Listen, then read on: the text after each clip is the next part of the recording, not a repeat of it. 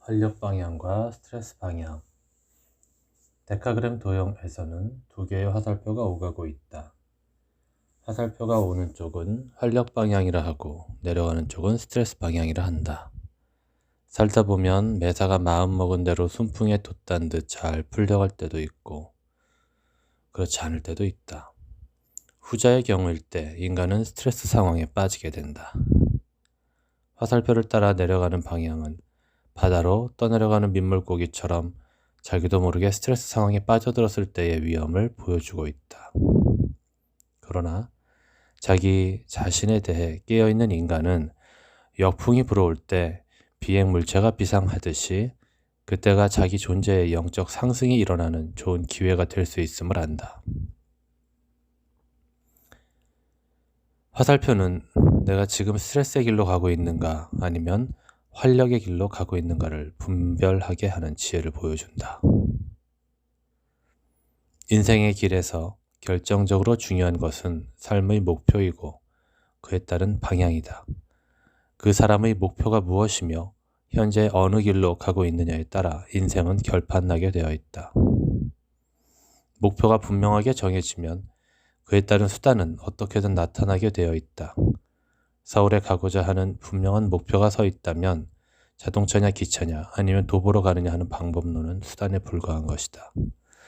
오늘날 인간의 삶이 혼란에 빠져드는 것은 자기 존재를 완성하겠다는 뚜렷한 목표가 없이 막연한 불안감으로 수단만 찾아 우왕좌왕하기 때문이다. 인간의 문제가 어찌 목구멍으로 들어가는 밥, 경제 하나에만 있겠는가? 이러한 생각은 인간을 더 깊은 어둠과 죽음으로 몰아가는 생각이다. 물질의 떡을 더 많이 가지고자 무한 경쟁의 틈바구니에 끼어 꼼짝 못하고 사는 인간은 자신의 존귀한 가치를 깨닫지 못하고 자신의 삶이 어느 방향으로 가고 있는가를 알지 못한다.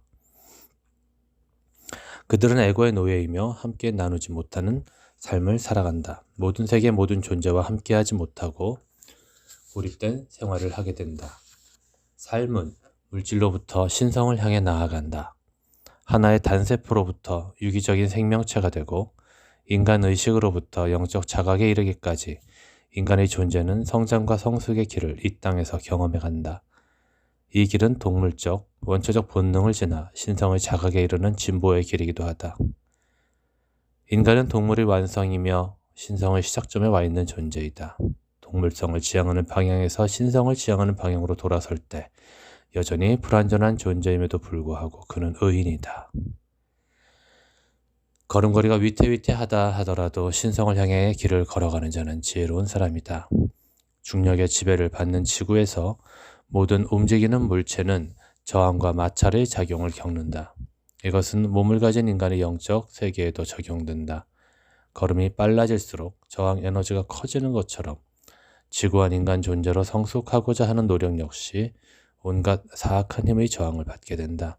그 힘은 나의 영적 공간이 커져가는 것을 치열하게 방해한다. 그러나 자신의 부족함을 있는 그대로 인정하는 용감한 자는 결국 승리하게 될 것이다. 이런 의미에서 인간은 무엇보다 자신을 신뢰하는 믿음이 필요하다. 믿음은 인간의 기본적인 의무이며 사명인 자기 완성을 향해 가고자 하는 의지이다. 나에게서 나에게로 향하는 과정에서 발생하는 온갖 저항과의 투쟁이기도 하다. 인간의 길을 가는 자는 누구나 지구에서의 삶을 마칠 때까지 이 선한 싸움을 싸우게 될 것이다. 이 싸움을 피하거나 두려워할 때 인간의식의 성장은 멈추게 되고 스트레스에 사로잡히게 된다. 그것은 자신의 육적 본능으로서의 성격과 에고의 노예가 됨을 의미한다. 짐승은 어디에 있든 어디로 가든 짐승이지만 인간은 그와 달리 자신이 누구이며 어디로 가는가를 물어야 하는 존재임을 데카그램 도형의 화살표는 잘 보여주고 있다. 또한 화살표는 에너지와 파동의 관점에서 세 개의 삼각형이 한 단위로서 독자성을 가진 체계임을 나타내준다. 예를 들어 내가 4번 유형이라는 말은 4, 7, 1의 에너지로 먼저 자기 중심을 찾아야 할 존재라는 말이다. 그리고 화살표가 오는 방향으로 날아가야 할 존재라는 뜻이다. 현대 에니어그램이 놀라운 연구의 성과를 보이면서도 파고 들어갈수록 답답해지는 이유는 인간을 하나의 번호로만 파악하기 때문이다. 자신이 성격 유형을 파악했다면 동시에 자신이 회복해야 할 세 가지 에너지 센터의 성장 과제를 이해해야만 그 답답함이 풀리게 될 것이다. 그리고 좌우의 다른 에너지 그룹, 날개를 어떻게 자신의 존재와 삶에서 펼쳐나가느냐 하는 지혜를 만나가야 할 것이다. 분명한 것은 바로 이런 지혜의 길을 가로막고 있는 것이 구르제프의 헥사드 도형이라는 사실이다. 헥사드 도형은 세 개의 에너지 중심과 통합의 과제를 풀어낼 수 없다. 만약 오스카 이카조가 구르제프 도형이 아닌 세 개의 삼각 도형에 자신의 이론을 담았다면 현대 애니어그램의 역사는 훨씬 진전된 성과를 보여주었을 것이다. 현대 애니어그램에 관한 저서들을 살펴보면 작은 옷에 큰 몸집을 억지로 집어넣고 있는 듯한 안타까운 인상을 지울 길이 없다. 147번 유형은 자신의 중심을 가슴의 4번, 머리의 7번, 장의 1번에서 찾아야 할 사람들이다. 예를 들어 4번 유형의 경우는 자신이 가야 할 7번과 1번 항로를 찾아갈 때 에너지의 중심이 세워지고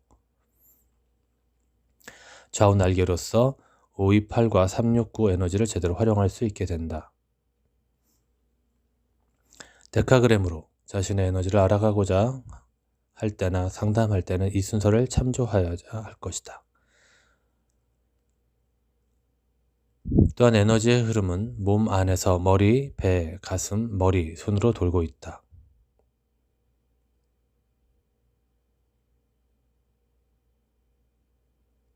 예를 들어 머리형의 경우는 행동 대부분에서 취약성을 보이기 때문에 몸을 사용하는 장의 에너지를 사용하도록 해야 하고 장형은 가슴의 에너지를, 가슴형은 머리의 에너지를 지향해야 한다는 것이다.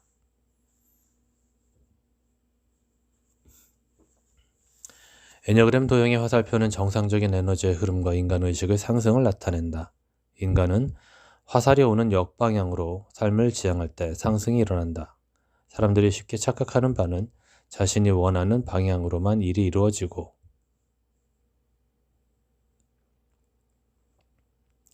원하는 사람만 만나며 사는 것을 행복이라고 생각한다는 점이다. 그러나 이렇게 살면 영혼의 자각과 진보는 이루어지지 않는다.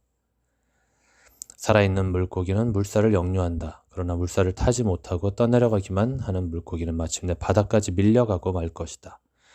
데카그램에서 말하는 살아있는 인간의 삶이란 어떤 것일까? 그것은 머리, 가슴, 배의 나가 중심 잡혀 있고 매 순간마다 에너지의 조화가 이루어지는 삶이다.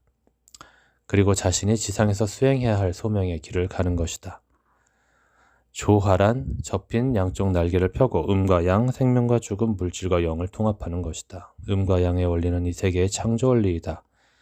인간의 고귀함은 어머니의 에너지로서의 물질적 몸과 생명의 영, 생기를 불어넣는 원리로서의 영적 힘을 가질 때 제대로 발현된다. 하늘의 생기와 거룩함으로 인간의 몸의 그릇이 채워질 때 육체로만 살던 인생의 마지막 나팔 소리가 울려 퍼질 것이다. 삶은 지금 이 순간에 있다. 데카그램의 통찰 역시 인생이란 그 무엇보다도 소중한 기회임을 인식해야 한다는 데 있다. 살아있다는 것, 몸을 입고 이 지구에 와 있다는 것 하나만으로도 우리에게는 엄청난 선물이 주어진 것이다. 그러나 내가 인생의 의미를 이해하지 못한다면, 내가 누구이고 내가 무엇이고 나의 현재와 미래가 무엇인지 모른다면 황금막대기로 똥을 휘젓고 있는 꼴을 면치 못할 것이다. 도형의 화살표는 내 삶의 상승을 향한 첫걸음을 어느 방향으로 어떻게 내디딜 것인가에 대한 안내라고 보면 될 것이다. 존재의 양날개. 오랜만에 만난 친구의 얼굴이 편안하게 달라져 보일 때가 있다. 삶의 굴곡과 애환의 한 장을 치열하게 보낸 후에 자기 자신과의 싸움을 접은 사람의 얼굴은 예전과는 다르게 편안한 느낌을 준다. 데카그램은 인생이란 자기 자신과의 싸움이며 그 싸움의 핵심은 자기 집착, 성격과의 싸움이라는 통찰을 제시한다. 실제로는 존재하지 않는 것을 있다고 믿는 그 신념들 때문에 우리가 얼마나 많은 고통을 무한 확대하면서 살아가고 있는가에 대한 깨달음을 제시한다. 인간 심리의 심층부에는 양극성이 있는데 이 양극성의 싸움이 그치지 않는 한 영혼의 평화는 자리할 수가 없다는 점을 날개 이론이 잘 설명해주고 있다. 인간이 중심을 가진다는 것은 머리나 가슴나 배나의 통합이 이루어졌다는 뜻이다. 이 말을 더 구체적으로 설명하자면 앞에서 말한 바처럼 147과 528과 369의 삼각 에너지가 하나의 중심으로 세워지고 좌우로도 통해 있는 상태를 말한다. 중심이 먼저 잡혀 야만 양날개를 사용할 수 있게 되는 것이다. 인간이 자신을 표현하고 사랑을 전달하는 방식에는 상반된 양면성이 있다. 인간에게는 물리적 힘과 영적 힘이 함께 필요하다. 음과 양이 있고 빛과 어둠이 있듯이 영적 세계에서도 두 힘이 존재한다. 천사와 악마라는 존재 역시 두 힘의 조화로 볼 수도 있다. 천사는 은총의 선물과도 같은 존재이지만 악마는 자유롭고 반역적인 힘의 상징이다. 악마는 인간의 이기적인 욕망에 뿌리를 두고 있다. 중요한 사실은 악마를 무시하고 그에 대해 무지하다면 악마를 통해서 배울 수 있는 바도 잃어버리게 된다는 것이다. 빛의 세계가 갑옷이라면 어둠은 검과 같다. 검을 잘못 다루면 자신과 선량한 이웃들을 죽일 수 있다. 그러나 이 세상을 살아가는 지혜는 이 두 가지를 잘 활용하는 지혜에 있다. 인간은 그 누구도 단 한 가지 인성만을 가지고 있지 않다. 데카그램 도형이 보여주는 것처럼 자기의 기초적인 인성 유형과 양옆에 인접해 있는 두 개의 유형, 날개가 결합되고 혼합되어 그 사람의 성격을 이룬다. 기초적인 인성 유형은 전체적인 유형에서 발견되는 동기부여나 행동의 많은 부분을 설명해주고, 날개는 기초 유형을 보완하면서 또 다른 중요하고 모순적인 요소들을 덧붙여준다.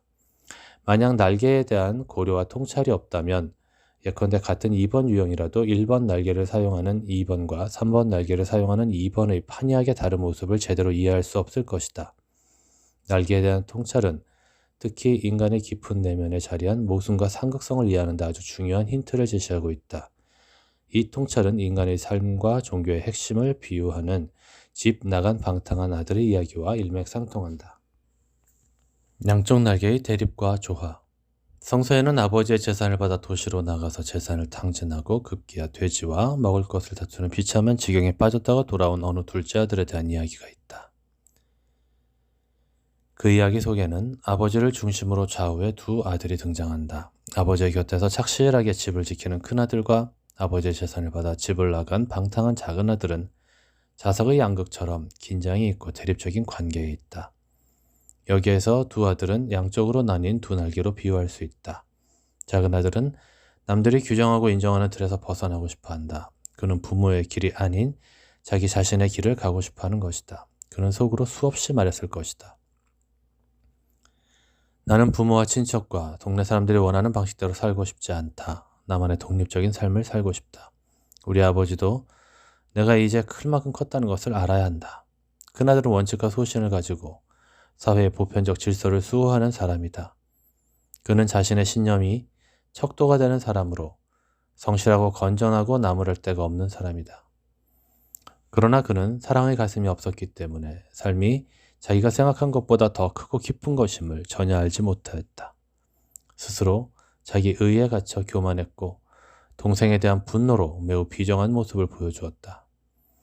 인간의 성장 과정을 보면 누구나 어린아이 때는 큰아들처럼 순종적으로 살지만 나이를 먹어가면서 자기 내면의 소리를 듣게 된다. 이게 아닌데 하는 욕구의 소리를 듣게 되는 것이다. 욕구에 충실하고 싶지만 팔다리가 따라주지 못할 때 삶의 고통이 시작된다. 이 고통의 자각과 행동하는 사람에 따라 그 시기가 다를 수 있다. 아래는 어느 중년 여성의 고백이다. 나는 이제 남편이 나에게 강요하는 것만을 하지 않겠다. 나는 노예가 아니다. 매사에 지시적이고 언어 폭력을 일삼는 남편에게 예와 아니오를 분명히 말하고 맞서겠다. 나는 나 자신의 삶을 살고 싶다. 바로 이런 면이 작은 아들의 모습이다. 이런 면이 살아야 인간은 자신의 길을 갈 수 있다. 작은 아들의 열망이 다 죽어버렸다면 성숙의 길은 정지되고야 말 것이다. 그런 사람의 이면에는 어떤 물음도 없다. 그는 살아있지만 실제로는 죽었다. 삶을 삶답게 하는 힘과 용기의 원천이 막힌 것이다.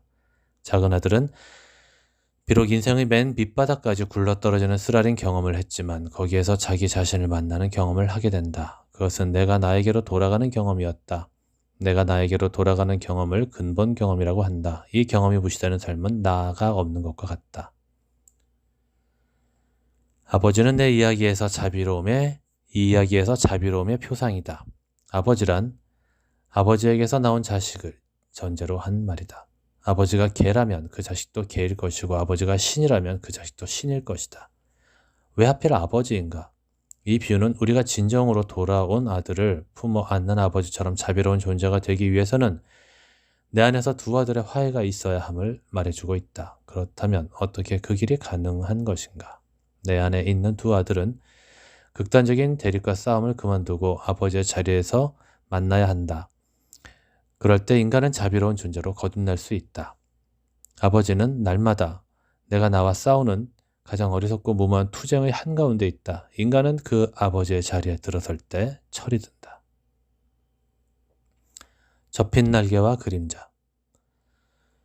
두 아들에게는 모두 어두운 그림자가 있다. 작은 아들의 길에는 고통과 상처의 대가가 있다. 바로 이 점 때문에 사람들은 두려움에 스스로 빠지게 되고 삶의 도약을 위한 시도조차 해보지 못한다.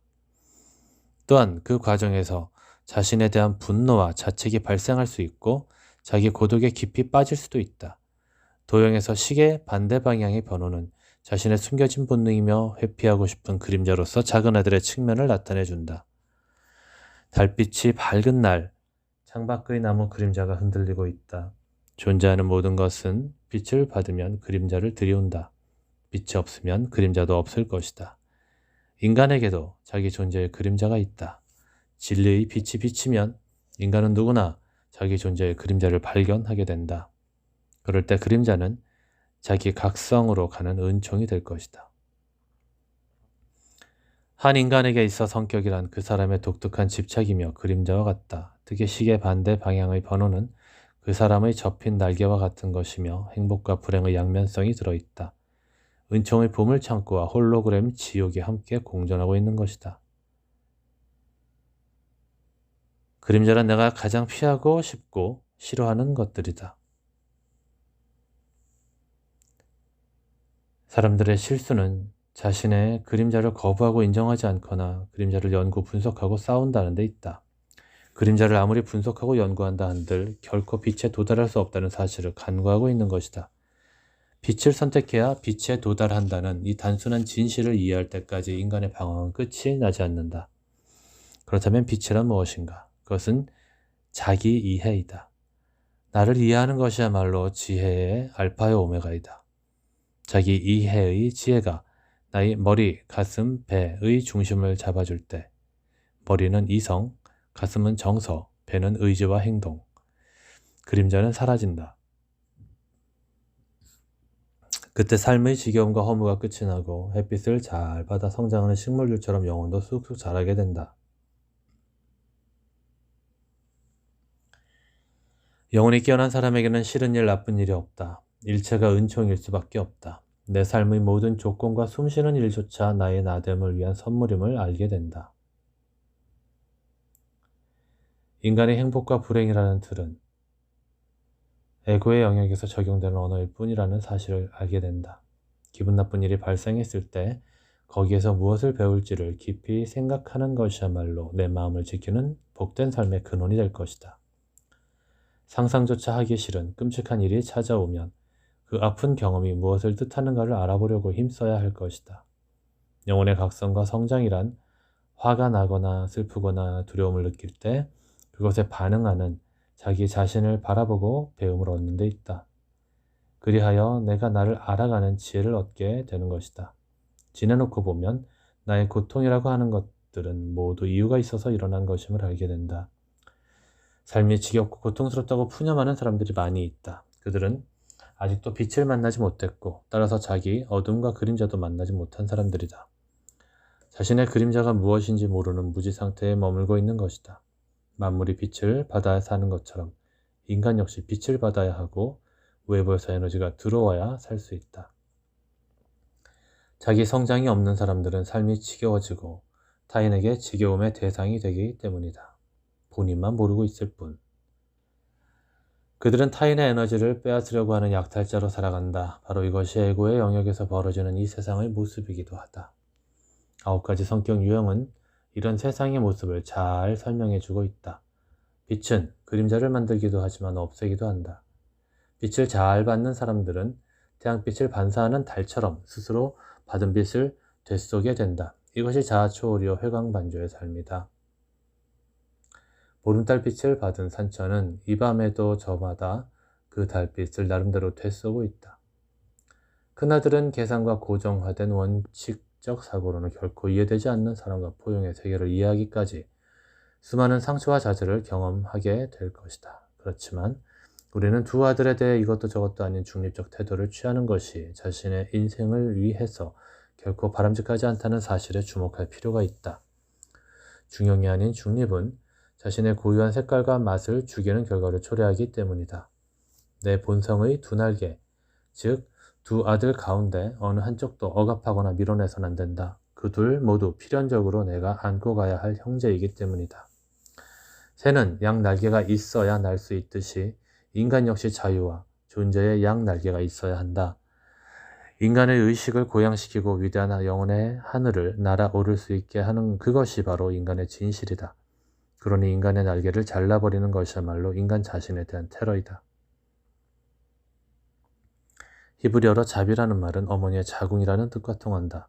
산모가 자신의 몸 안에 있는 사랑스러운 태아에게 마음을 주듯이 나 또한 살아있는 만물과 인간에 대한 사랑의 가슴으로 깨어날 때 자비의 자궁을 가진 인간으로 거듭날 것이다. 그때 내 존재에 대한 무지에서 비롯된 집착과 두 아들의 싸움은 마침내 끝나게 될 것이다. 제2부 힘의 중심과 성격 유형의 자각 1장 삶의 중심과 가온 찍기 삶이 건강해지려면 몸의 신경조직을 타고 흐르는 생체의 전기에너지가 활성화되어야 한다. 우리가 무엇인가 욕망하고 분노하며 공포를 느낄 때 생체 전기는 부정적인 형태로 신경조직 속에 진동한다. 그리고 이 진동은 두뇌의 하나의 고통스러운 영상으로 기억된다. 우리가 에고라고 말하는 것은 각기 다른 종류의 고통스러운 기억들의 집합체라고 할 수 있다. 다시 말하면 인간 의식은 흔히 기라고 말하는 하나의 생체 전기 에너지로서 신경조직을 타고 흐른다. 삶에서 일어나는 육체적, 심리적인 모든 상처는 신경조직 안에 기의 흐름을 방해하는 하나의 장애물로 남는다. 이 부정적인 장애물을 제거하는 방법은 여기에 긍정적인 에너지와 파동을 흐르게 하는 것이다.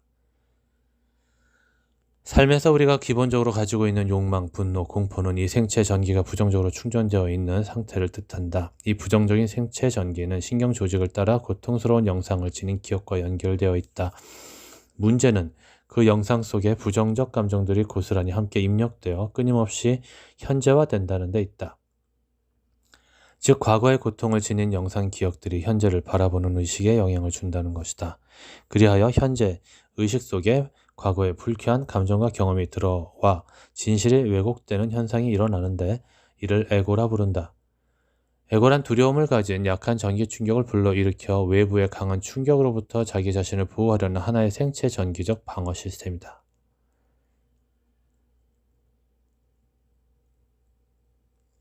인간은 에고가 만들어낸 생체 전기적 방어 시스템으로 인하여 정신적, 육체적 질병에 시달리게 된다. 건강한 몸과 마음을 유지하고 치료하기 위해서는 이 부정적 에너지를 긍정적 에너지로 정화시켜야 한다. 아랫배의 에너지의 중심이 치우쳐져 있는 장형들의 욕망과 분노, 가슴에 삶의 에너지가 몰려있는 가슴형들의 질투, 미래에 대한 끊임없는 불안에 시달리는 머리형들의 원초적 두려움을 사랑의 치유 에너지로 전환시키는 경험이 일어나야 한다. 그리고 이런 경험은 내가 나로부터 깨어나는 지혜를 얻게 될 때 일어나게 된다. 자기 자신을 이해하고 자신의 성격에서 파생된 집착을 극복하기 위해서 가장 먼저 파악해야 할 주제가 힘의 중심인 이유가 여기에 있다. 중심, 조화는 자기 자신으로부터 자유하고자 하는 사람들이 다루어야 할 핵심 내용이다. 머리, 가슴, 배의 중심, 이성, 감정, 의지의 중심, 감각, 감성, 영성의 중심, 좌뇌와 우뇌의 중심, 남성성과 여성성의 중심, 이성과 현실의 중심 등등 중심은 인간의 의식을 고양하고 삶을 건강하게 이끌어가는 데 있어 결정적으로 중요한 개념이다. 중심에 들어설수록 인간은 섬세해진다. 이 섬세한 감각은 대뇌 척추 위쪽으로 머리 뒤에 안쪽에 자리 잡은 간뇌와 밀접한 관계가 있다. 인간의 온갖 기억을 간직하는 간뇌는 좌뇌와 우뇌의 중심을 잡아주고 있다. 존재와 삶의 중심이 잡혀있지 않은 사람은 기억과 감각에 장애가 온다. 그는 매사를 건성으로 대하고 스쳐 지나가기 때문에 눈이 있어도 보지 못하고 귀가 있어도 듣지 못한다. 생각 없이 길을 가기 때문에 자신의 상태와 주변에 대해 기억하지 못한다. 데카그램에서 다루는 중심과 조화란 머리, 가슴, 장의 에너지 중심을 어떤 상황 속에서도 유지하는 것이다. 나라고 하는 존재의 중심뿐만 아니라 주변과의 관계 속에서도 중심을 바로 세우는 사람이 된다는 것을 의미한다. 철저히 홀로 존재하면서 일체와 더불어 사는 사람이 된다는 것은 인간에게 있어 가장 중요한 주제이다.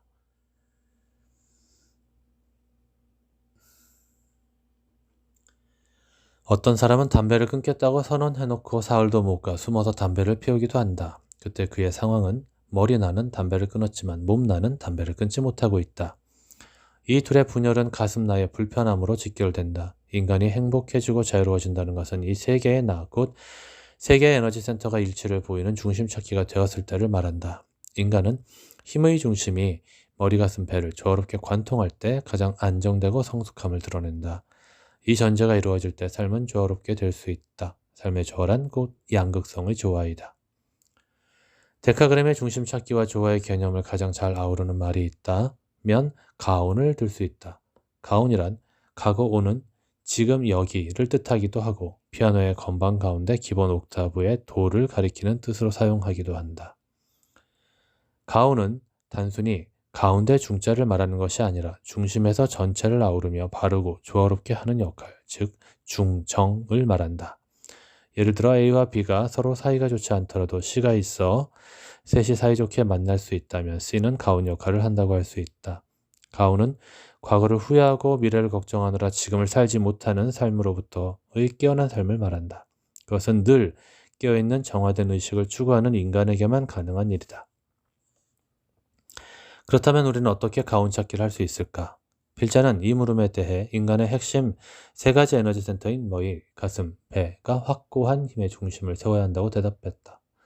인간은 누구나 머리, 가슴, 배가 있다. 미성숙한 사람일수록 힘의 중심이 어느 한쪽으로 지나치게 쏠리기 마련이다. 이런 현상은 개인뿐만 아니라 집단에게도 그대로 적용된다. 인간은 자신의 성격적 특성과 상황에 따라 에너지의 집중도가 달라진다. 에너지의 중심을 바로 세우고 자신을 냉철하게 바라보면서도 벅찬 희열의 가슴으로 살아간다면 삶은 얼마나 가벼워질 것인가.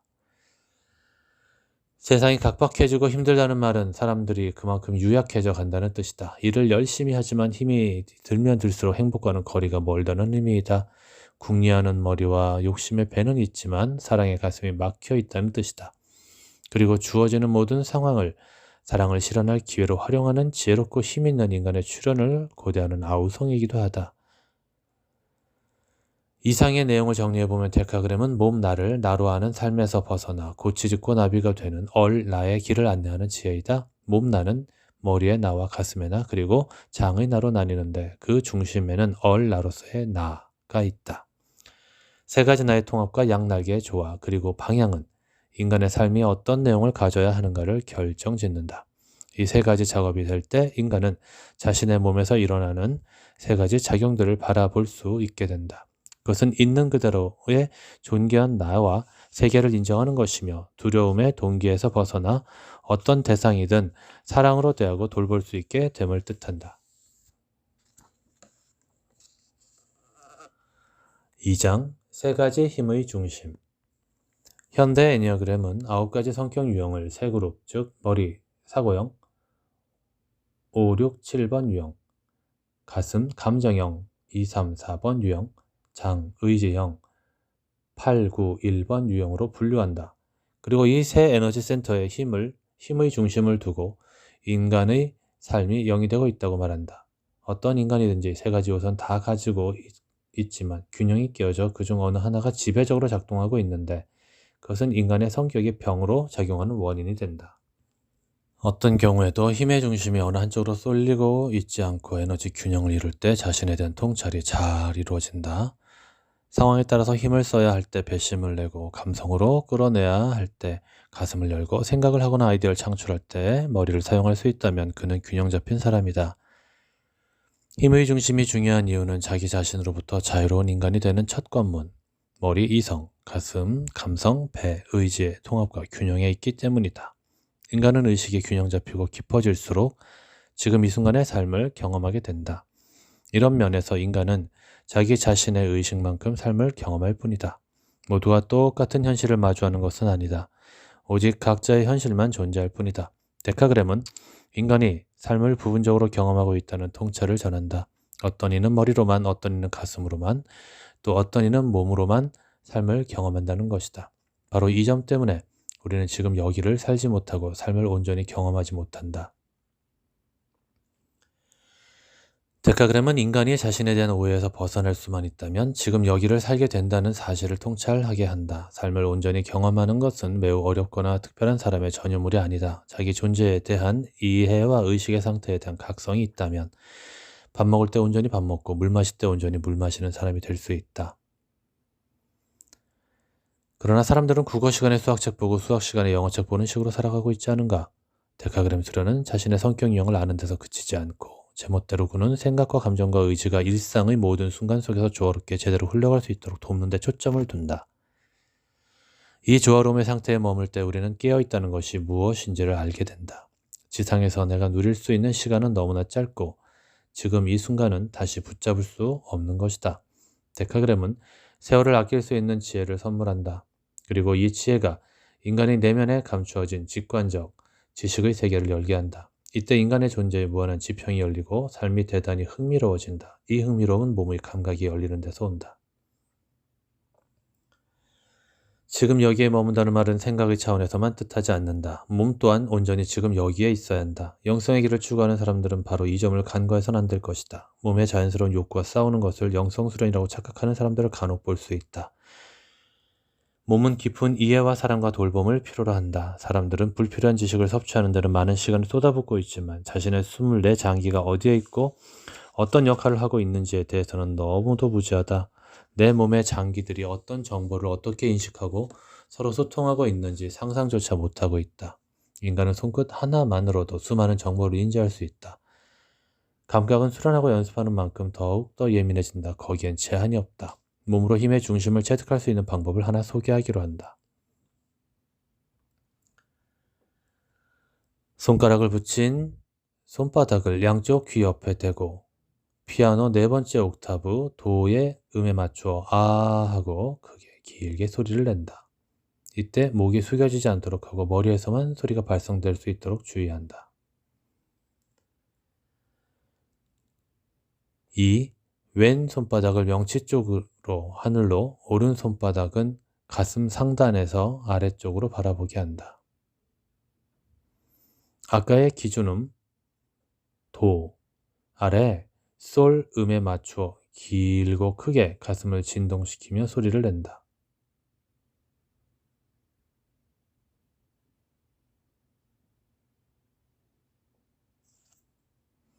3.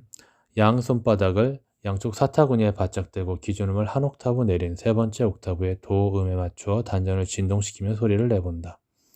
위의 연습이 어느 정도 되면 한 호흡에 세 에너지 센터를 나누어 소리를 지르는 연습을 한다. 다른 개들과 달리 세퍼트나 도사견에 짖는 소리는 몸 전체가 울리는 듯한 힘이 있다. 개도 힘의 중심에 따라서 소리의 파동과 무게감이 다르기 때문이다. 장의 힘은 뼈를 타고 가고, 가슴의 힘은 혈관을 타고 가고, 머리의 힘은 피부를 타고 흐른다. 자신 안에 있는 새 에너지 센터를 진동시키는 위의 연습은 자신은 물론 타인들의 소리 에너지까지 파악할 수 있는 직관을 열어줄 것이다. 머리 중심. 머리 중심의 사람들은 이성적인 두뇌형의 사람들이다. 그들은 많이 먹는다 해도 살이 찌지 않는 체질인데 대체로 빈약한 체구와 근육을 보여준다. 여성들의 경우 가슴이 편편하다. 그들은 대개 부끄러움을 타고 소심하다. 논리적이고 합리적이며 관찰, 분석, 비교, 대조의 사고 과정을 통하여 상황을 파악한다. 객관적 이해와 분석을 통해서 문제를 해결해 나가는 그들은 상황을 살피고 정확한 파악을 위하여 사람과 현실로부터 먼저 거리두기를 하여 자신을 방어한다. 어떤 상황에 부딪힐 때 머리형은 성찰을 위해 한 걸음 물러서는 자세를 취한다. 일이 주어지면 일단 거절하고 그 일을 왜 자신이 해야 하는가를 생각한다. 몸을 움직여 행동하기보다는 먼저 눈으로 보는 것을 중시한다.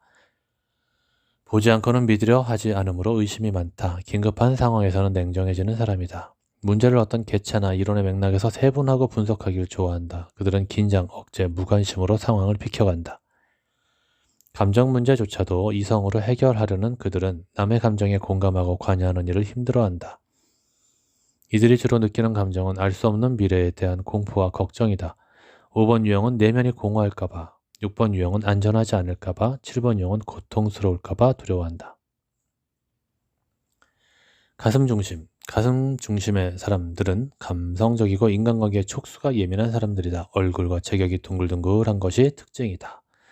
미소를 띤 얼굴은 부드러운 인상을 주어 보기에도 따뜻하고 편안하다. 만나는 사람들에게 관심을 보임으로써 상대방을 자신의 편으로 만든다. 주변 사람들에게 기쁨을 발견하려고 하며 되게 직관적이고 즉흥적으로 상황을 파악한다. 그들은 남에 대해 관심이 많고 우정과 친밀함과 대인관계에 관한 이야기를 주로 나누며 감정이 고양될수록 팔을 많이 사용하는 몸짓을 나타낸다. 긴장하면 심장이 벌렁거리므로 갈등 상황에 빠지면 가슴이 답답하다고 하는 사람들이 많다.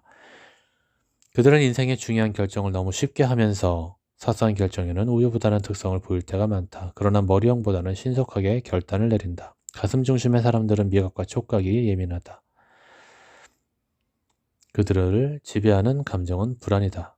내면의 불안은 2번 유형을 타인을 도와줌으로써, 3번 유형은 자신의 능력을 보여줌으로써, 4번 유형은 자신만의 독특한 개성을 이해받음으로써 감추려고 한다. 장중심. 힘이 있어 보이는 몸매와 근육은 장중심인 사람들의 식욕과 관련이 깊다. 튼튼하고 건장한 체격과 광대뼈, 잘 발달된 근육은 그들의 특징이다. 8번 유형의 모난 턱과 광대뼈, 단호한 눈매와 도전적인 안색은 다른 사람들에게 공격적으로 보일 수 있다. 그들의 주된 관심사는 일이며 일을 할 때는 자신의 의지를 관철시켜야 하므로 추진력이 있다. 자신의 의지를 관철시키기 위해 8번 유형은 대결하는 자세를 취하고 9번 유형은 고집을 보이고 1번 유형은 자신과 남을 비판한다. 그들은 현실을 조정하고 질서를 회복하려 하기에 별로 남의 눈치를 보지 않는다. 본능에 충실하기 때문에 복잡하게 생각하지도 않는다. 단순하고 솔직하게 말하고 규율을 잘 지키며 다른 사람들이 자신의 통제에 따르도록 유도한다. 뒤끝이 없다고는 하지만 주위 사람들이 자신으로 인해 상처받는 이유를 이해하지 못할 수도 있다. 그들은 일을 결정할 때 과거의 선례와 규칙을 따져보고 결정하는 특성이 있다. 장 중심인 사람들을 지배하는 감정은 분노이다. 분노를 드러낼 때 8번 유형의 사람들은 상대에게 직접 표현하고 9번 유형의 사람들은 내면으로 억압하며 1번 유형의 사람들은 일어나는 분노를 숨기려다 폭발해버린다.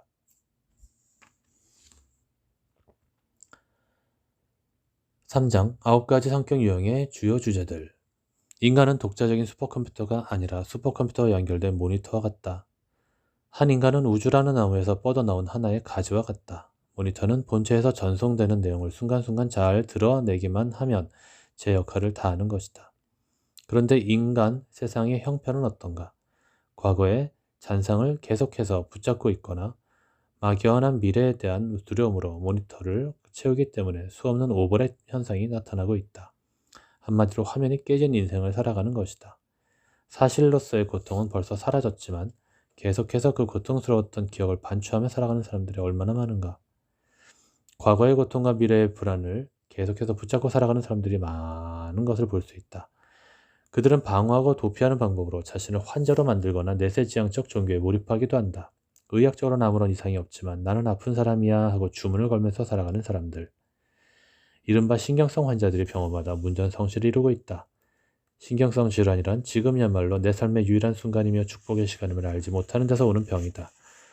공포의 순간이 찾아올 때 사람들은 여러 가지 반응을 나타낸다. 예를 들어 미친 개가 달려들 때 누구는 맞서 공격하고 누구는 도망을 가고 누구는 도움의 손길이 올 때까지 가만히 있는다.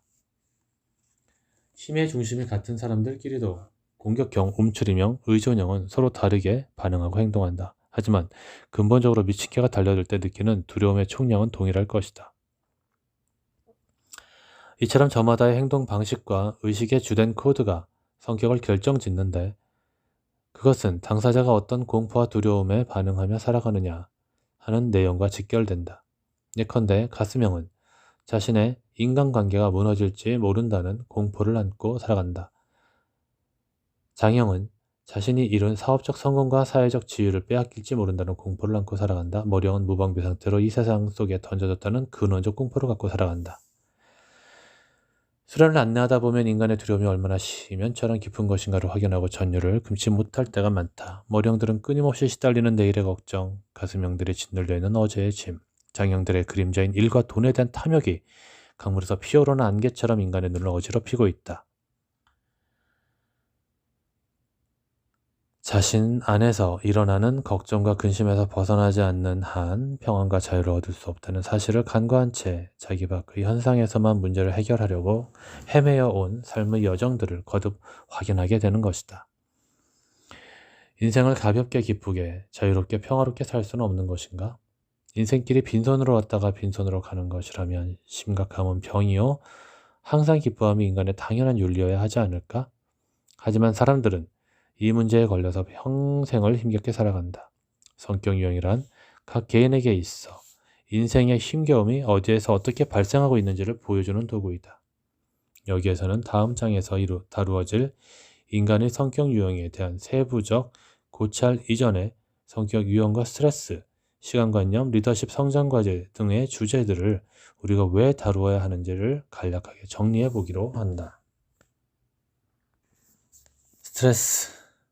건강의 핵심은 부드러움에 있고 행복의 핵심은 가벼움에 있다. 몸과 마음이 부드럽고 가볍다면 그는 건강한 사람일 것이다. 인간이 지속적으로 스트레스를 받게 되면 얼굴과 몸이 굳어지고 찡그러지기 마련이다. 그런데 스트레스가 작용하는 신체 부위는 각 사람마다 다르다. 예컨대 성적 어감이 심한 사람은 항문에, 대중에서 낙태 미술을 경험한 사람은 배꼽에, 장 중심의 8번 유형의 경우는 주먹에, 가슴형은 가슴의 중심부에 스트레스가 쌓인다. 중심을 잡지 않고 늘 삐딱하게 서 있는 사람은 목, 어깨, 팔, 앞발가락 등에 스트레스가 작용한다. 마음이 굳으면 몸이 굳고 몸을 풀면 마음도 풀어진다. 그렇기 때문에 스트레칭이나 요가, 산책 등의 운동을 통해서 몸을 이완시키는 것은 건강과 행복을 지켜나가는 데 있어 매우 유용하다. 인간관계에서 심한 상처를 받고 사람을 두려워하는 사람들은 입가에 세로금이 나타나듯이 몸과 마음의 상호관계는 얼굴을 통해 가장 잘 나타난다. 이에 인간의 성격 유형에 따라 스트레스가 어떻게 작용하는지를 살펴보고자 한다.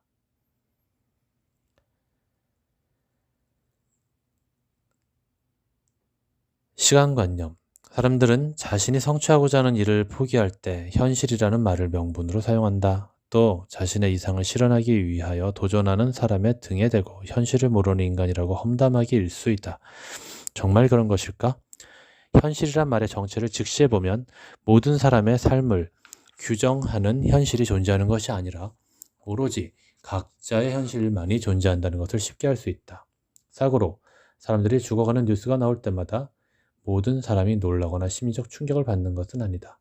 그러나 내 자식과 가족들이 그 사고의 대상이라면 어떨까? 이처럼 현실은 내가 지금 관심과 에너지를 쏟고 있는 바로 그것이다. 그러나 사람들은 막연하게 그 모두가 나의 현실일 거라고 착각하고 있다.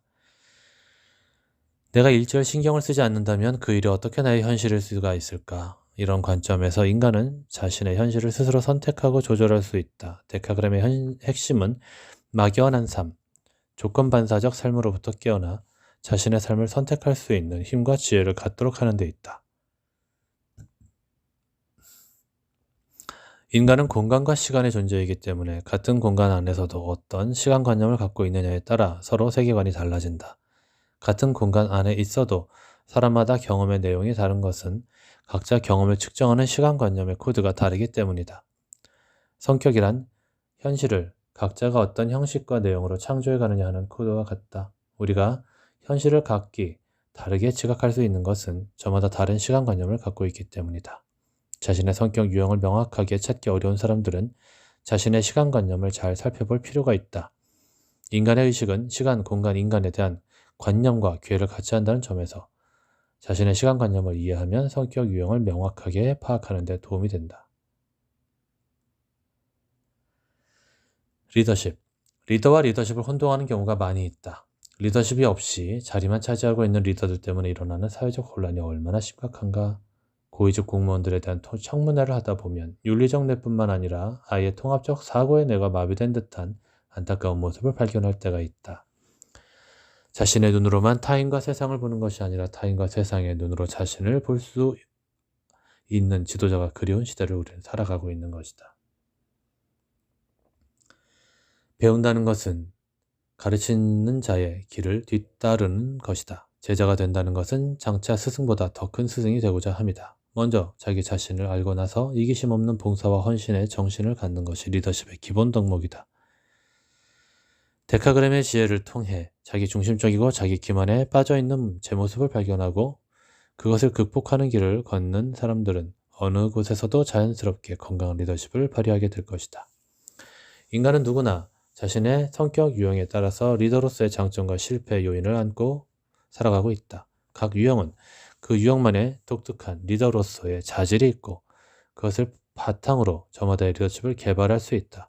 자신의 리더십을 어떻게 파악하고 있느냐에 따라서 그의 행동이 결정되고 리더십의 효과가 달라진다는 점을 이해할 필요가 있다. 리더십의 역량은 감성적 역량과 비례하는데 리더라면 어떤 상황에서든 자신을 관리하고 타인에 대해 효과적으로 상호작용할 수 있는 능력이 요구되기 때문이다. 감성적 역량이란 이른바 카리스마와 통하는 개념으로도 이해할 수 있다. 카리스마란 강한 개성과 생명력이다. 카리스마를 기본으로 상대를 제압하는 힘이 아니라 스트레스 상황을 수월하게 소화 또는 융화시키고 인생의 여유와 자신감, 마음의 평정, 신뢰감을 가질 수 있다. 리더십이 있는 사람들에게는 타인과 확실히 구분되는 독특한 그 무엇이 있기 마련이다. 카리스마가 있는 사람들은 의지가 강하고 비관적인 상황에서도 굳건하며 사람을 끄는 매력이 있다. 그들은 조직원들을 어떻게 암묵적으로 이끌 수 있는지를 알고 목표한 것을 얻고 관철시키기 위해서 의식적, 무의식적으로 이 전형을 사용한다. 자신의 유형을 알면 자신이 리더로서 어떤 카리스마가 있는지 그리고 무엇 때문에 리더십에 실패하는지를 알 수 있다. 성장과제. 밤하늘을 바라보면 바닷가의 모래처럼 수많은 별이 수놓아져 있다. 그러나 끝없이 팽창해가는 이 우주 공간에서 인간은 자신의 발등만 바라보다가 자기 자신을 잃어버렸다. 무한한 공간과 시간을 보지 못하고 지구의 공간과 시간 속에 갇혀버린 것이다. 지구의식은 인간의 무덤이 되어버렸다. 그 안에서 인간은 자신의 변덕스러움에 시달리고 상황에 울고불고 살아가고 있다. 자신 안에서 들끓는 파괴적인 충동과 성격의 노예 생활을 하고 있다. 한마디로 욕망의 노예가 되어버린 것이다.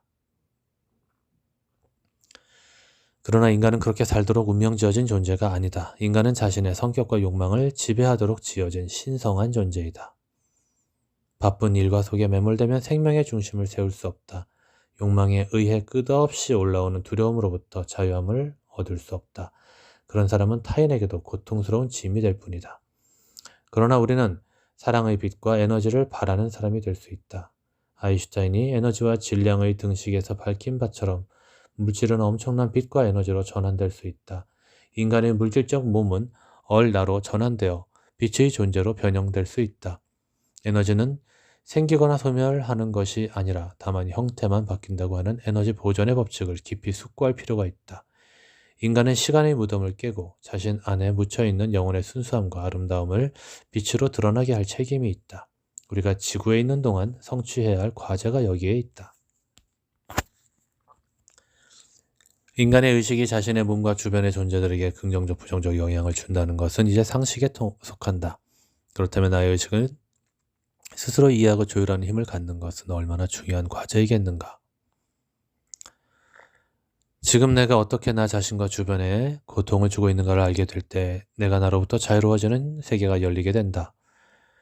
그 자유를 얻기 위한 기본적인 작업으로서 현재 속에서 깨어나서 나 자신의 상태를 관찰하고 호흡, 심장박동, 횡격막, 장과 복부 등 나에게 다가오는 모든 존재와 완전한 소통을 이루는 연습을 권한다.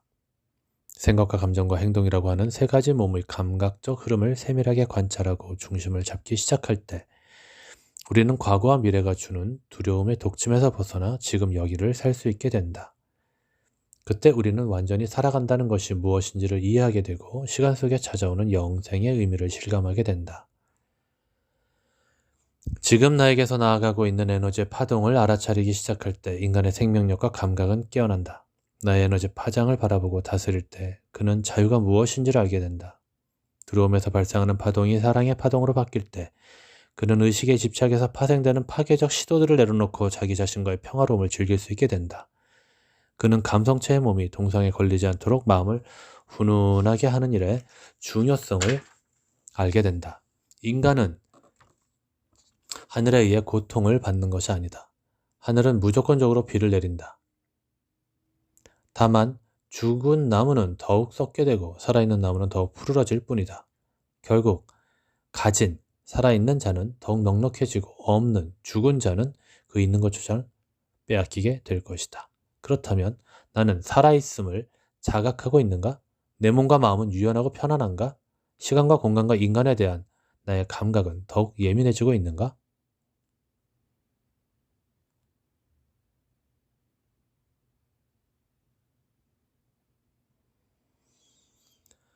부속 유형. 인간이 삶을 대하는 심리적 동기에 대하여 에이브라함 매슬로우는 결핍의 동기와 성장의 동기를 구별을 한다. 인간이 신경증적 강박에서 자유로워지고 자신의 충동 기제에 대한 두려움에서 해방되려면 결핍의 동기에서 성장의 동기로 전환되어야 한다는 통찰을 그는 제시해주고 있다. 무엇인가 있어야만 하고 채워져야만 행복할 것이라는 결핍의식은 인류의 원죄와 같은 깊은 두려움으로 인간을 억압하고 있다. 이런 결핍의식으로 살아가는 사람들은 항상 자신의 안정과 의지할 것을 찾기 위해 다양한 도피처를 찾곤 하는데 그 중에서 종교를 이용하기도 한다. 그들은 더 많은 행복의 조건들을 달라고 애원하고 매달린다. 자신감을 달라고, 우울증을 거둬달라고, 돈을 달라고, 자식을 인류대학에 합격시켜달라고. 수많은 요구 조건만 있을 뿐 정작 자기 존재를 발견하고 탐욕과 이기심을 극복하고 영적 진보를 보이는 데는 전혀 관심 없는 사람으로 한 생애를 마감할 수 있다. 이러한 행태는 자기 자신과 자기 문제의 주변만을 끊임없이 맴돌는 것뿐을 진정한 내면의 관계로 진입하는 데 실패하고 있다는 것을 알아차려야 한다. 결핍의 동기로 살아가는 사람은 자율적이지 못하고 타율적인 삶을 살아가게 된다. 타율적 삶의 밑바탕에는 인간의 원초적 본능이 자리하고 있다. 자기 자신과 세상에 대하여 결핍의 동기로 반응하는 사람들은 몸 나를 나로 하는 의식권에 있기 때문에 육체의 원초적 욕구인 자기 보존 본능, 생존과 안전, 성적 본능, 이성, 1대1의 관계, 사회적 본능, 나와 다수의 관계, 욕구 실현으로부터 자유로울 수 없다.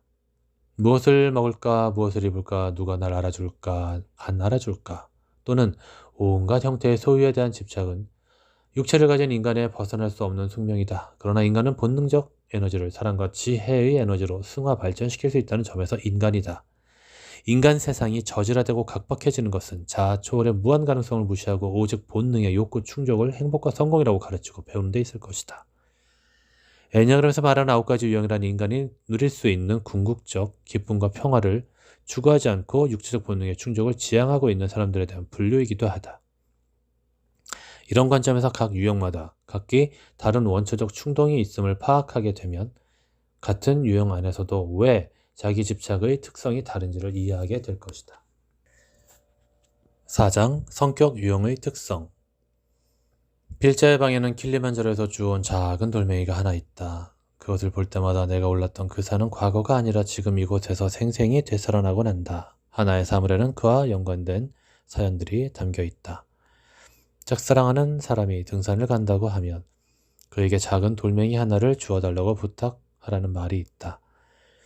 그는 등산로에서 무심히 지나쳤을 수도 있는 수많은 돌멩이 중에 어떤 돌을 주워들 것인가를 생각하게 되고 그러다 보면 부탁한 사람을 자동적으로 떠올리게 된다는 이치 때문이다.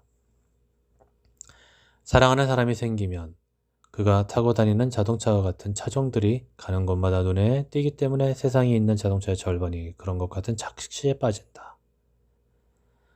하나의 관심은 세상을 보는 눈을 달라지게 한다. 데카그램은 무심히 살아왔던 나 자신에 대한 관심을 불러일으키고 끊임없이 생각하게 하는 매력을 가지고 있다. 데카그램을 공부한다는 것은 내가 나와 연애하고 내가 나를 탐사해가는 과정이다.